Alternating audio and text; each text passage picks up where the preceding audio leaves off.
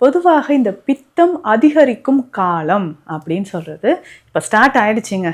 அதாவது கோடை காலம் ஸ்டார்ட் ஆனாலே நமக்கு பித்தமும் அதிகமாக ஆரம்பிச்சிடும். இந்த பித்தம் அதிகரிக்குதுன்னா நம்ம என்னென்ன உணவுகள் பித்தத்தை அதிகரிக்குது அப்படின்னு நம்ம தெரிஞ்சுக்கணும். இந்த உணவுகள் எல்லாமே தவிர்த்துட்டு அதற்கு ஆப்போசிட்டாக பித்தத்தை குறைக்கக்கூடிய உணவுகளை நம்ம எடுத்துக்கணும். ஸோ அப்படி எடுத்துக்கும்போது கண்டிப்பாக உங்களுக்கு என்ன ஆகுனா பித்தம் குறைஞ்சி சமநிலைப்படுது. இந்த ஆபத்தான உணவுகள் பித்தத்தை அதிகரிக்குது அப்படின்னா அதுவும் இந்த காலத்தில் கோடை காலம் ஸ்டார்ட் ஆயிடுச்சு. இப்போது நம்ம பித்தத்தை சமநிலைப்படுத்த முக்கியமாக என்னென்ன உணவுகளை கண்டிப்பாக நம்ம தவிர்க்கணும். இதை பித்தம் அப்படின்னு சொல்கிறது நம்மளுடைய கல்லீரல். இப்போ இதில் செக்ரேட் ஆகக்கூடிய அந்த என்சைம்ஸ் எல்லாமே சேர்ந்து தான் நம்ம பித்த நீர் அப்படின்னு சொல்கிறோம். இந்த பித்த நீர் சரியாக இருப்பதற்கு என்னென்ன வழிமுறைகளை நம்ம ஃபாலோ பண்ணலாம், இந்த பித்த நீரை பேலன்ஸ்டாக வச்சுக்கிறதுக்கு இந்தந்த வழிமுறைகள்லாம் எதுங்க அப்படின்றதும் நம்ம தெரிஞ்சுக்கணும். இது அதிகமாச்சுன்னா சில வகையான நமக்கு சிம்டம்ஸ் வரல. இது எப்படிங்க நம்ம சரி செய்கிறது, என்னென்ன ஆபத்தான உணவுகள் உங்கள் உடலில் பித்தத்தை அதிகரிக்குது அப்படின்னு நம்ம தெரிஞ்சுக்கணும். சரிங்களா? இந்த ஆபத்தான உணவுகளை தவிர்க்கிறது எப்படி? Welcome to Nitya's Varam, where ancient Siddha tradition meets modern healing. Experience the difference. வரம் நேயர்களுக்கு வணக்கம். நான் டாக்டர் நித்யா, சித்தா ஃபிசிஷியன். பொதுவாக இந்த பித்தம் அதிகரிக்கும் காலம் அப்படின்னு சொல்கிறது இப்போ ஸ்டார்ட் ஆயிடுச்சுங்க. அதாவது கோடை காலம் ஸ்டார்ட் ஆனாலே நமக்கு பித்தமும் அதிகமாக ஆரம்பிச்சிடும். இந்த பித்தம் அதிகரிக்குதுன்னா நம்ம என்னென்ன உணவுகள் பித்தத்தை அதிகரிக்குது அப்படின்னு நம்ம தெரிஞ்சுக்கணும் இல்லைங்களா?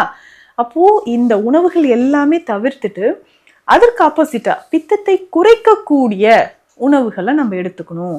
ஸோ அப்படி எடுத்துக்கும்போது கண்டிப்பாக உங்களுக்கு என்ன ஆகுனா பித்தம் குறைஞ்சி சமநிலைப்படுது.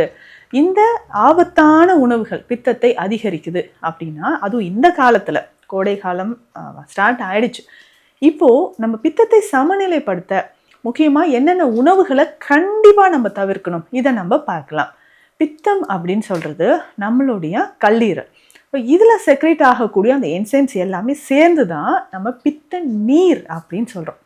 இந்த பித்த நீர் சரியாக இருப்பதற்கு என்னென்ன வழிமுறைகளை நம்ம ஃபாலோ பண்ணலாம், இந்த பித்த நீரை பேலன்ஸ்டாக வச்சுக்கிறதுக்கு இந்தந்த வழிமுறைகள்லாம் எதுங்க அப்படின்றதும் நம்ம தெரிஞ்சுக்கணும். இது அதிகமாச்சுன்னா சில வகையான நமக்கு சிம்டம்ஸ் உடலில் தெரியும். சரிங்களா?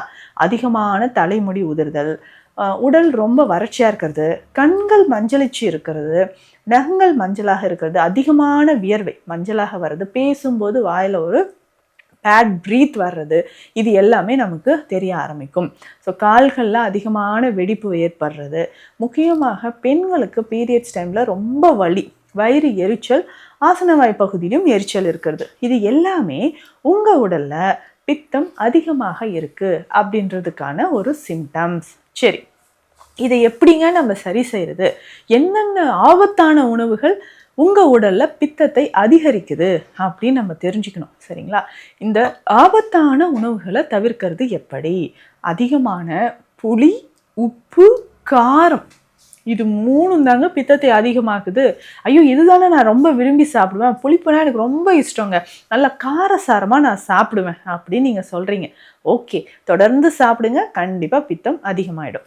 இப்போது அதுவும் இந்த கோடை காலத்தில் அதிகமான புளிப்பு, உப்பு, காரம், இதை கண்டிப்பாக நீங்கள் தவிர்த்தே ஆக வேண்டும்.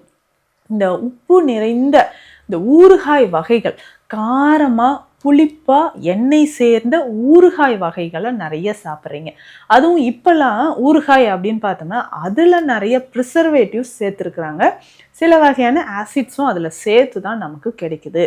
அதில் ஊறுகாய் அப்படின்னு சொல்லும்போது மாங்காய் ஊறுகாய்னு இருக்கும், மாங்காய் அதில் 1-2 பீசஸோ இருக்கும், ஃபுல்லாக பேஸ்ட் மாதிரி சிவந்த நிறத்தில் ஒரு பேஸ்ட் மாதிரி இருக்கும்.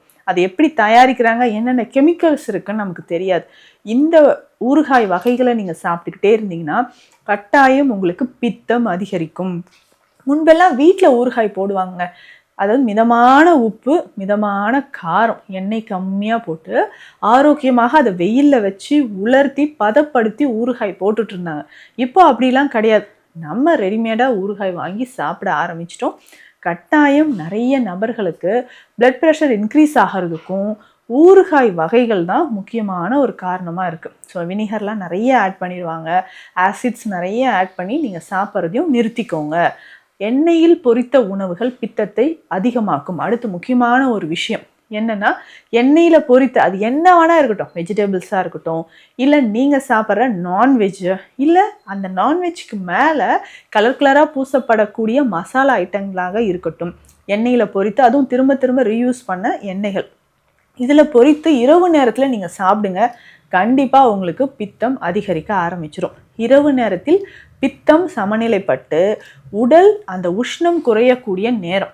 இந்த நேரத்தில் நம்ம என்ன பண்ணுறோம், இந்த மாதிரி ஹெவியான உணவுகள் எடுத்து சாப்பிடும்போது கண்டிப்பாக உங்கள் உடலில் பித்தம் அதிகரிக்க ஆரம்பிச்சிடும்.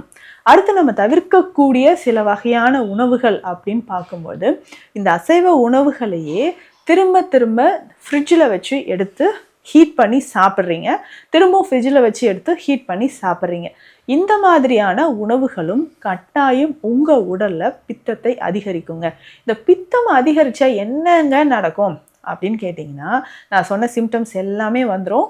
அதை தாண்டி இன்றைக்கி நிறைய பேர் உங்களுடைய பித்தப்பையை இழந்திருக்கீங்க. எதனால்? நம்ம பித்தப்பைக்கு உள்ள கற்கள் இருந்தாலோ, இல்லை பாலிப்ஸ் அப்படின்னு சொல்லக்கூடிய கட்டிகள் இருந்தாலோ நடக்கக்கூடிய விஷயம். ஸோ இதை நம்ம பேலன்ஸ் பண்ணுறதுக்கு தான் நம்ம என்ன பண்ணுறோம், பித்த நீர் உடலில் அதிகமாகாமல் இருக்க இந்த மாதிரியான உணவுகளை எல்லாமே நீங்கள் கட்டாயம் தவிர்க்க வேண்டும். சரிங்களா? அப்போ பித்தத்தை பேலன்ஸ் பண்ணுறதுக்கு நான் என்ன டாக்டர் பண்ணலாம்? முதல்ல இந்த வாந்தி முறை அப்படின்னு ஒன்று இருக்கும். பித்தம் அதிகமானாலே நிறைய பேர் சொல்வீங்க, வாய் கசப்பாக இருக்குது டாக்டர், ப்ரஷ் பண்ணுறேன், வாயிலேருந்து தனித்தனியாக கொட்டுது, அப்படியே வாந்தி எடுத்துடுறேன்.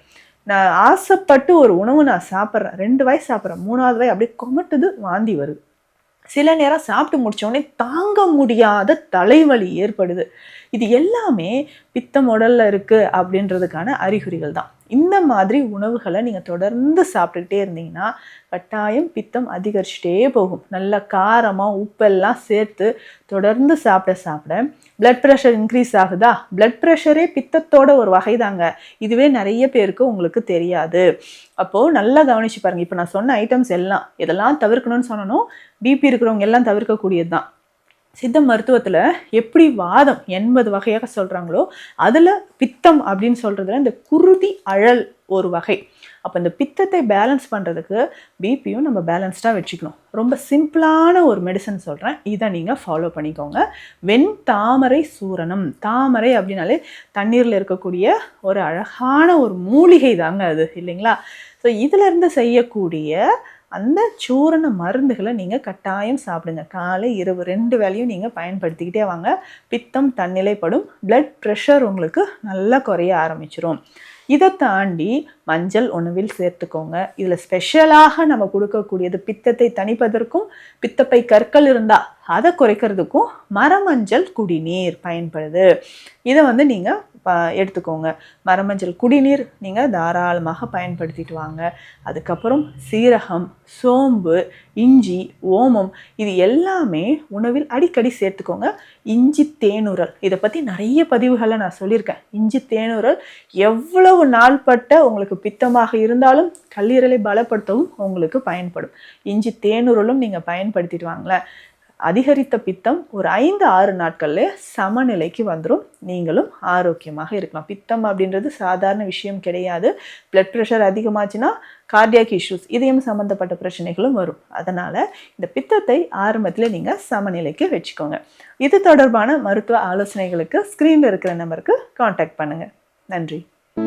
Welcome to Nitya's Varam, where ancient Siddha tradition meets modern healing. Experience the difference.